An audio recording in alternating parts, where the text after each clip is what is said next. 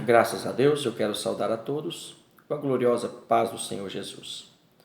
Eu quero nesta hora compartilhar com você da palavra de Deus que está escrito no Evangelho, segundo escreveu Lucas no capítulo 23, a partir do versículo 33 ao 38, que vai falar sobre a crucificação de Jesus Cristo.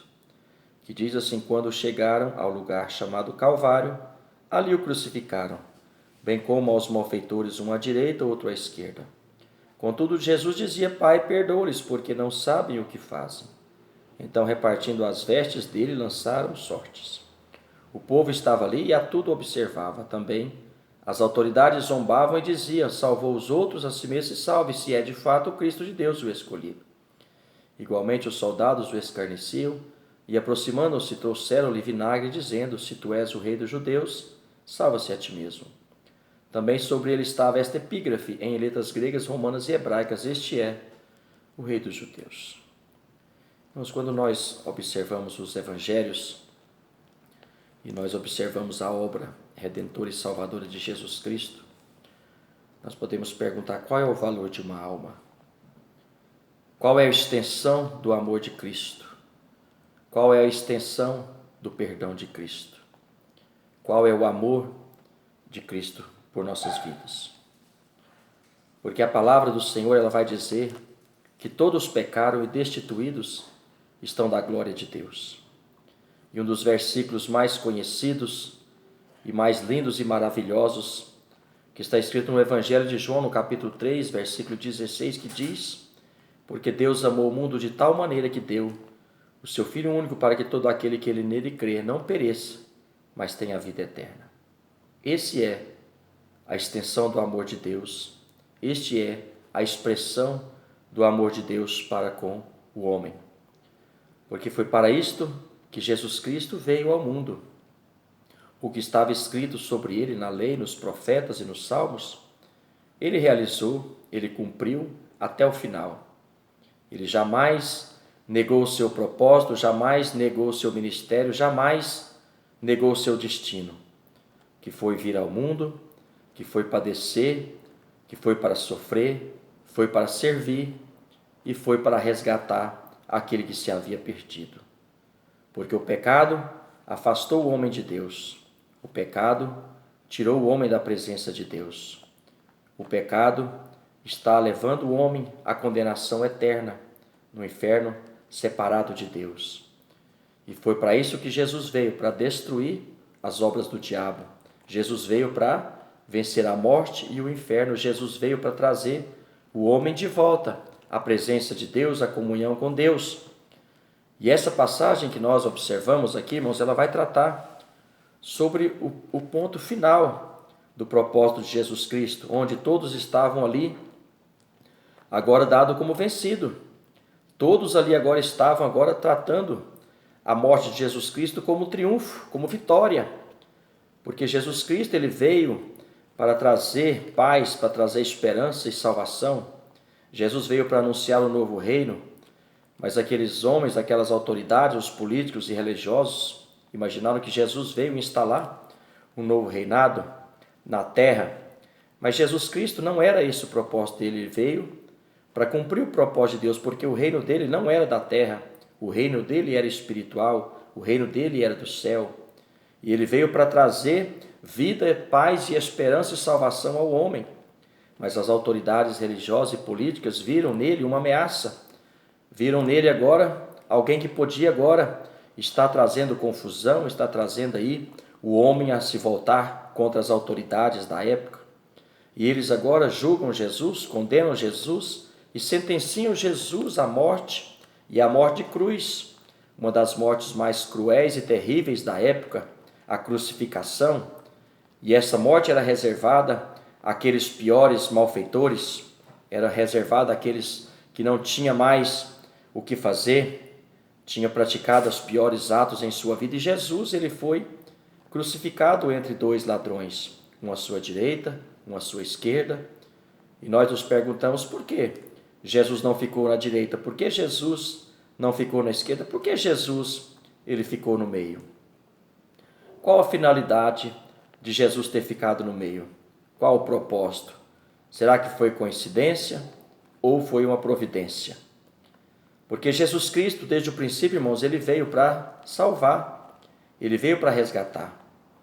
E muitos daqueles não aceitaram, muitos daqueles não ouviram, muitos daqueles não concordaram com Jesus. Hoje não é diferente daqueles dias. Hoje não é diferente daquela época. Jesus, ele ainda está pronto a salvar, Jesus ainda está pronto a resgatar, Jesus ainda está pronto a trazer o homem à presença de Deus. Mas muitos não aceitam, muitos não concordam, muitos não querem, muitos o rejeitam, muitos o desprezam. E Jesus, naquela hora, entre dois malfeitores, está ali agora, nos seus últimos minutos de vida, nos seus últimos instantes de vida. E a Bíblia vai tratar daquele ladrão que estava à sua direita, reconhecendo a sua condição, reconhecendo a sua vida que ele levava, dos seus maus que ele praticava. Ele estava ali agora reconhecendo que ele era merecedor daquela condenação. Ele estava ali agora reconhecendo que os seus atos mereceram aquela condenação. Mas ele olha para Jesus e vê naquele homem o inocente. Vê naquele homem que ele estava ali agora sofrendo aquela condenação injustamente. E ele olha para Cristo e diz: Senhor, lembra-te de mim quando vieres no teu reino. E Jesus, olhando para aquele ladrão, para aquele malfeitor, para aquele condenado, e diz: hoje mesmo tu estarás comigo no paraíso. Jesus viu nele um coração arrependido, um coração quebrantado. Um homem que estava à porta do inferno, mas aquela porta do céu se abriu para ele e ele entrou por ela. Mas do lado esquerdo estava um que sempre estava blasfemando, estava murmurando, estava questionando Jesus se ele era realmente Deus, se ele realmente era o Rei dos Reis, se ele descesse daquela cruz e salvasse ele. Aquele homem não reconheceu Jesus como Filho de Deus, como Salvador. Aquele homem não se arrependeu dos seus maus pecados, pelo contrário, ele só queria descer da cruz, ele só queria continuar a sua vida, ele não estava importando quem era Jesus, o que ia acontecer naquela hora. E diz a palavra de Deus, irmãos, que aquele homem que estava bem perto do céu, a porta do céu se fechou para ele agora, e a porta do inferno se abriu para aquele homem, e foi para lá que ele foi, e é onde ele está até os dias de hoje, é onde ele vai passar a sua eternidade. E quando nós observamos, irmãos, é o retrato da humanidade hoje. É aqueles irmãos que estão ali agora, de um lado de Jesus, outro de outro lado. Jesus, ele sempre propôs ao homem dois caminhos, um caminho estreito, um caminho largo. Ele sempre propôs uma porta estreita, uma porta larga. Jesus jamais impôs alguma coisa. Jesus deixou sempre para que o homem decida o que ele quer ser, o que ele quer fazer, para onde ele quer ir, para onde ele quer passar a sua eternidade. E as pessoas não fazem ideia do que é eternidade. Não é 1000 anos, não é 10.000 anos, não é 1 milhão de anos. A eternidade não se conta, a eternidade não se mede. A eternidade, irmãos, é para sempre. Não haverá mais arrependimento, não haverá mais como sair, não vai haver como voltar atrás. Hoje o homem precisa pensar, precisa repensar que o amanhã, irmãos, ele vai chegar. Um dia nós teremos que encontrar com Jesus Cristo e prestar contas com ele. E hoje ele está com as portas da salvação abertas. Hoje ele ainda está com as mãos estendidas. Hoje ele ainda está pronto a escrever o nosso nome no livro da vida do Senhor. Que naquele dia, quem não for achado inscrito no livro da vida, vai ser condenado, vai ser jogado no lago de fogo, e de lá será para a eternidade, de lá nunca sairá jamais. E essa história e esse assunto, irmãos, não é muito citado nas igrejas, quase não se ouve falar sobre céu, sobre inferno, quase não se fala mais porque não é um assunto muito agradável, não é um assunto que chama atenção, não é um assunto que faz o coração ferver, não é um assunto que faz nós ficarmos arrepiados, pelo contrário, nós ficamos, mas hoje não é dia de falar disso, porque nós achamos que está tudo bem, nós queremos ouvir aquilo que satisfaz a nossa alma, que satisfaz o nosso ego. mas é uma realidade o céu. E o diabo tem lutado de todas as formas para tentar dissuadir o homem, a humanidade, de que existe um inferno. Ele tenta convencer o homem que o inferno é uma fantasia, é uma parábola, é uma ilusão, que não acontece nada, que não existe ninguém lá. Mas o inferno é uma realidade. O diabo é uma realidade. A morte é uma realidade. E que nós precisamos ficar atentos, irmãos, para que nós não venhamos a tirar os olhos do céu, que o nosso coração não se envolva com as coisas da terra e se esqueça dos céus. Buscar as bênçãos do Senhor é muito bom. Buscar a prosperidade é bom demais. Desfrutar do melhor de Deus nesta terra é privilégio nosso. Mas isso vai passar, isso vai ficar.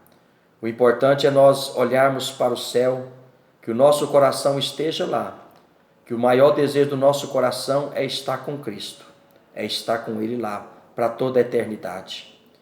Aquele ladrão, ele esperou até o último instante da sua vida para reconhecer que ele precisava da misericórdia do Senhor, que precisava de um arrependimento.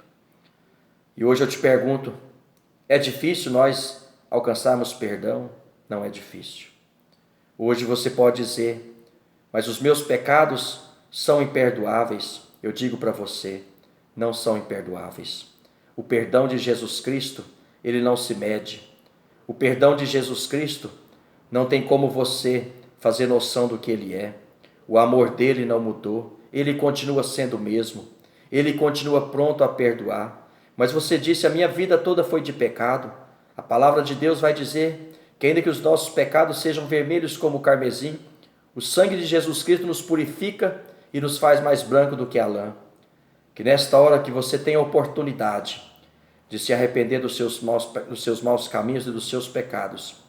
Se você afastou dos caminhos do Senhor, volte hoje mesmo, reconcilie-te com o Senhor Jesus Cristo, busque a presença dEle, clame a presença dEle, se prostre na presença dEle, confesse os seus pecados e volte a servir ao Senhor, volte a andar com Ele.